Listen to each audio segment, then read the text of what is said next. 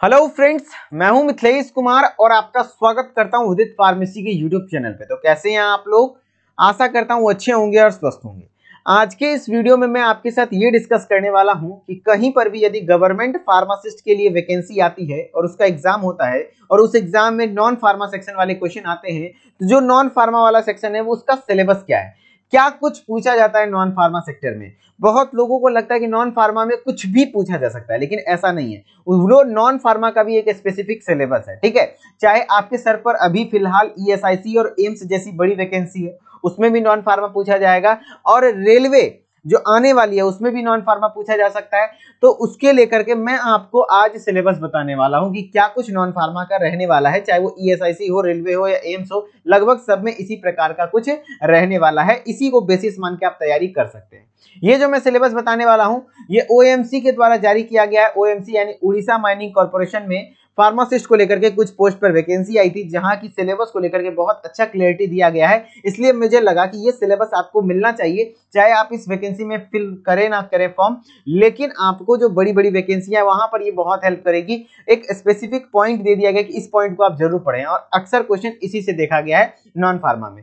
सबसे पहले general awareness जो कि जीके वाला पार्ट होता है, उसमें सबसे पहले आपको करंट नेशनल इवेंट पे ध्यान रखना है, यानी जो करंट अफेयर्स होते हैं पिछले 6 महीने का जो भी करंट अफेयर्स है वो सारी चीजों को आपको ध्यान रखना है। जनरल नॉलेज लाइक जैसे कि हिस्ट्री, पॉलिटी, ज्योग्राफी और उड़ीसा एंड इंडिया के बारे में थोड़ा बहुत आपको पता होना चाहिए। लुसेंट नाम से एक जीके का बुक आता है, उस बुक को थोड़ा बहुत आप रीड कर सकते हैं। साइंटिफिक इन्वेंशन, किसकी खोज किसने की, uses of science in everyday life के बारे में पढ़ना है। इश्यूज ऑफ एनवायरनमेंट, एनवायरनमेंट के बारे में, ecology, biodiversity and climate change के बारे में पढ़ना है। एंड बुक्स एंड ऑथर, ये बहुत फेवरेट टॉपिक है, हर एग्जाम में लगभग एक क्वेश्चन देखने को मिलता है, किस किताब के लेखक कौन है ना, वो चीजें यहाँ पर देखने को मिलता है। फिर रीजनिंग, रीजनिंग हर एग्जाम में पूछा जाता है। इसमें कि दो प्रकार का होता है, एक होता है वर्बल और दूसरा होता है नॉन वर्बल। अब वर्बल रीजनिंग में जैसे नंबर सीरीज होता है, अल्फाबेट सीरीज होता है, टेस्ट ऑफ डायरेक्शन सेंस होता है, कोडिंग डिकोडिंग होता है, नंबर रैंकिंग होता है, अरिथमेटिक रीजनिंग होता है, अलजेब्रिक इक्वेशंस होता है, वर्ड प्रॉब्लम्स होते हैं, प्रॉब्लम ऑफ एज कैलकुलेशन होते हैं,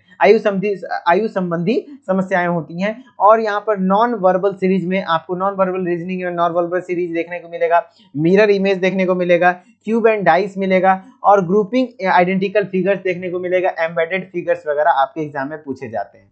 फिर क्वालिटेटिव एप्टीट्यूड यानी मैथ में क्या क्या पूछा जाता है, ratio and proportion, number, linear equation, surface area, volume, trigonometry application, word problem, time and work, speed and distance, square root, percentage, averages, profit loss and discount, फिर प्रोबेबिलिटी, स्टैटिक्स। ये math के कुछ चैप्टर्स हैं जिस पर कि आप command कर लीजिए। हर चैप्टर से 100 क्वेश्चन यदि आप कर लेते हैं लगभग हर टाइप के, तो आपके बहुत ज्यादा चांसेस हो जाएंगे कि आप बहुत अच्छा कर जाएं, ठीक है।